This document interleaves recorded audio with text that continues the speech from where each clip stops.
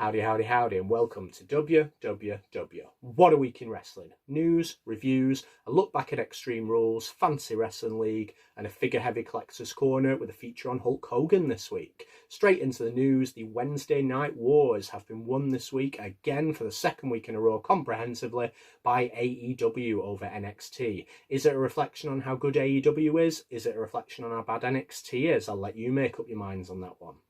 The San Diego Comic-Con has had lots of reveals this week. My favourites being the Mattel Elite British Bulldog, complete with Matilda, and the stunning Steve Austin from the Hollywood Blondes. British Bulldog again is being rumoured to be a US exclusive. Mattel seem to love doing that with figures that the UK audience would really want, which is a massive shame. Sky Sports Italy have taken on AEW. It will be an interesting trend if that goes throughout Europe. Obviously, WWE had years and years and years on Sky Sports, so it will be a bit of a loss for them if AEW take up that contract. WWE obviously is not on Sky Sports anymore, but it would still be a huge loss to see AEW on Sky Sports throughout Europe. Raw dropped an interesting angle this week. They were going to bring back the Nation of Domination this week. Farouk and Mark Henry were even backstage to continue that, with Farouk maybe taking on a longer term role with it. I'm glad they dropped it because the Nation of Domination deserves to be in the 90s. It was good while it was there, but it doesn't need to come back. Instead, the Hurt Business is now here with Lashley, MVP and Shelton Benjamin. For the love of wrestling, the wrestling convention has been cancelled for the end of October. It was the right decision. It was coming. They can't guarantee the quarantine rules for people coming over from America. So it's been rearranged for May the 15th and 16th, I believe, in 2021. Apparently, if you keep your ticket, there's going to be some kind of bonus there. So it was worthwhile getting my ticket in advance. I'm gutted it's not happening, but I'm more excited about it next year. It'll be fantastic. Okay, on to Extreme Rules. Very quickly, because it was a long time ago now, Kevin Owens defeated Murphy in the pre-show. This was mainly done to boost Owens again on his push and to take Murphy out of the Mysterio Rollins match. First match of the night saw Cesaro and Shinsuke Nakamura defeat the New Day in an entertaining tables match. Tables matches tend to mean new champions. In WWE, there's a lot of history. Sheamus obviously being the main one, defeating John Cena. Cesaro is now multi-person tag team champion. Nice to see that. Bayley defeated Nikki Cross. Pretty poor match in my opinion. And that feud is still continuing, unfortunately.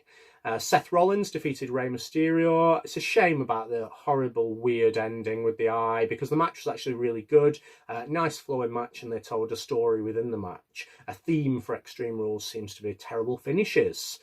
Going on to the Asuka Sasha Banks match. That had the potential to be match of the year the way it was going. And then a terrible ending which left you with more questions than answers. That's what WWE wanted, more questions than answers, so people would tune into Raw and SmackDown. It is not worth sacrificing a pay-per-view to do that. People remember pay-per-views. They don't remember the Raws and the SmackDowns necessarily. Pay-per-views should be the be-all and end-all of it, in my opinion. Drew McIntyre defeated Dolph Ziggler. That match got a lot of good reviews. Not from me. I thought it was a very average match, and that feud again is continuing.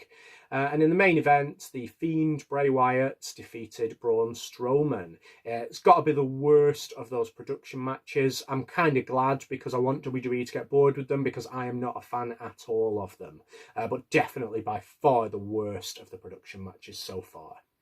On to Raw. Seth Rollins defeated Aleister Black. Correct move because Rollins needs to be pushed into a higher position. Cedric Alexander and Ricochet reintroduced Mustafa Ali onto Raw as they defeated the Hurt Business. Mustafa Ali's first match of the year, would you believe? I don't know what's happening with this hacker thing that he was supposed to be revealed as on SmackDown. Maybe it's going to be like GTV many years ago and get dropped. Ruby Riott continued her little resurgence as she defeated Peyton Royce. Street Profits defeated Andrade and Angel Garza. Probably a bit of a blip there. Expect Andrade and Garza to have the tag titles soon. Kairi Sane defeated Bayley. And Randy Orton defeated Big Show in the unsanctioned match.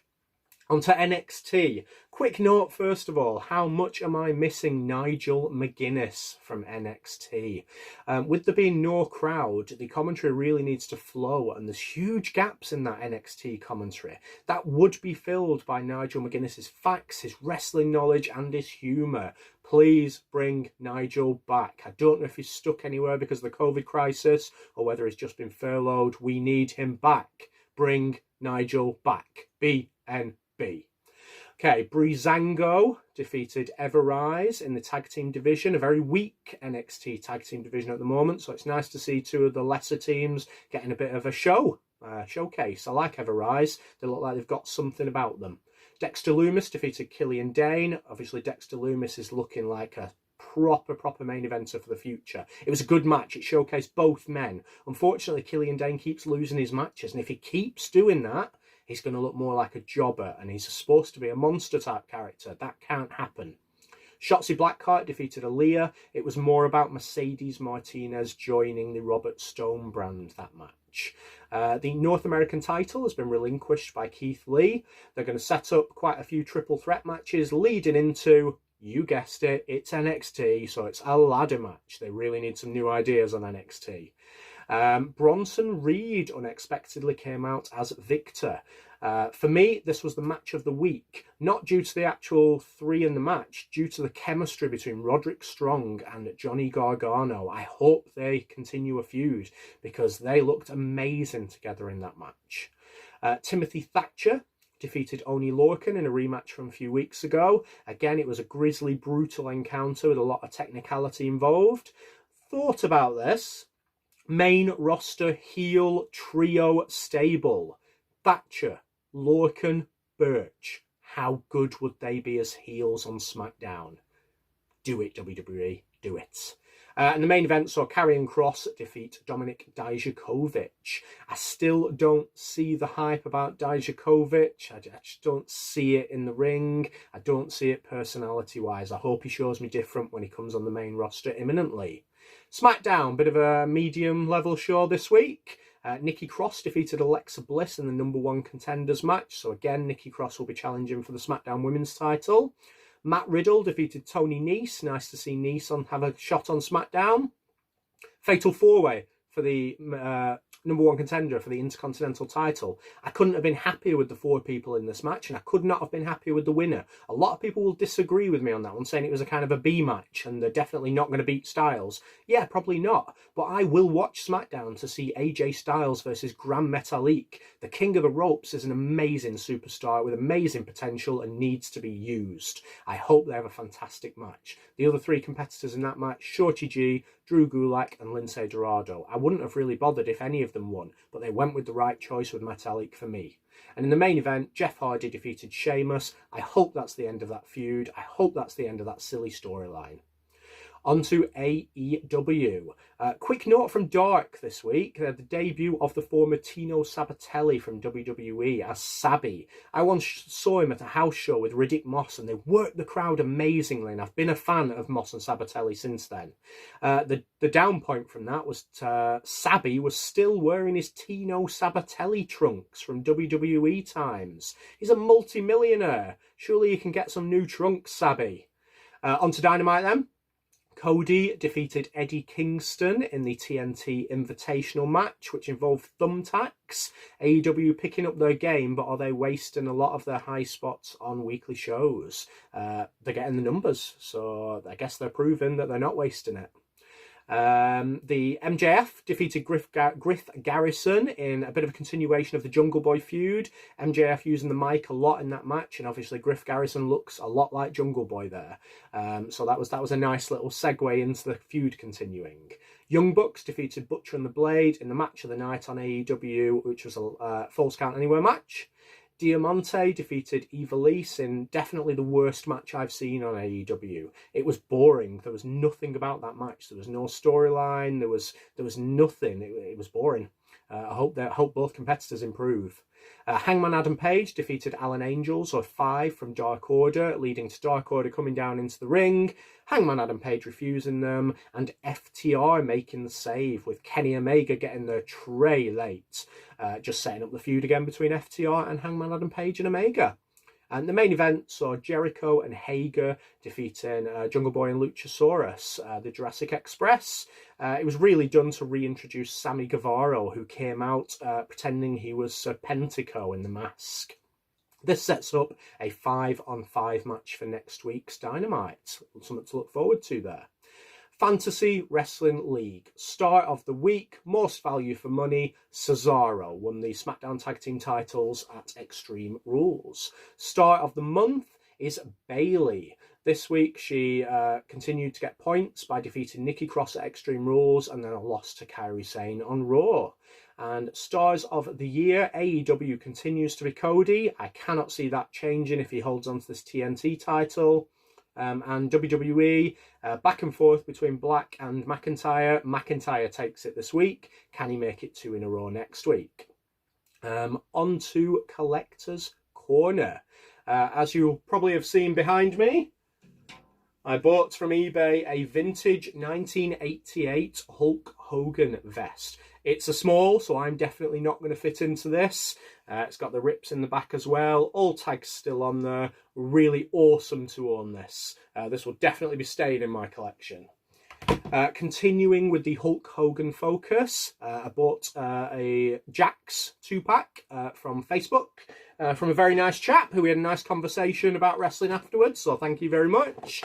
And that is the limited edition Hulk Hogan Andre the Giant, kind of a WrestleMania 3 mock-up.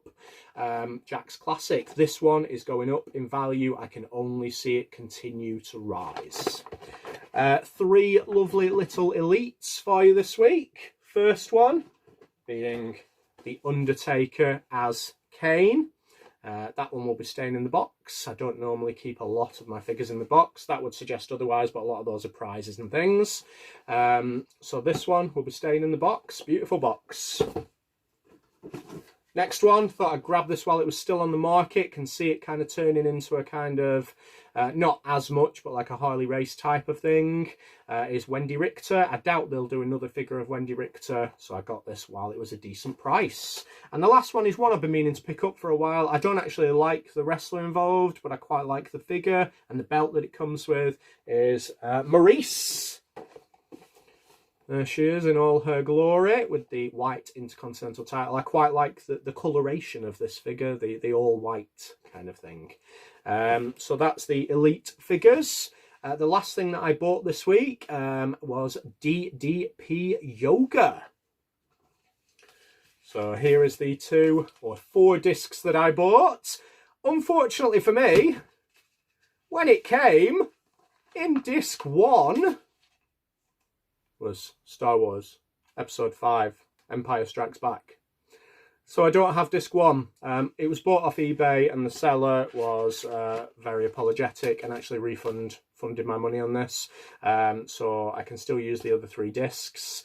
And I tried one for the first time the other day and it really hurt. He said it was the main one that was made for the women. Which maybe says a lot for me, but it's my first exercise in a while, so we'll see if that has any results. Quick reminder before I go, you could win this, whatever platform you are watching this on right now, if you leave comments underneath and subscribe to my YouTube account, Adam the Wrestling Man, and leave a comment with your YouTube subscription name, then you will be in the draw to win it. There's only about 14-15 people in this draw so far, so you've got a very good chance of winning this. That is it for this week. I hope you have enjoyed. We'll be having a look forward to SummerSlam next week. Hopefully some things will get announced by then. You've been watching WWW. What a Week in Wrestling. See you next week.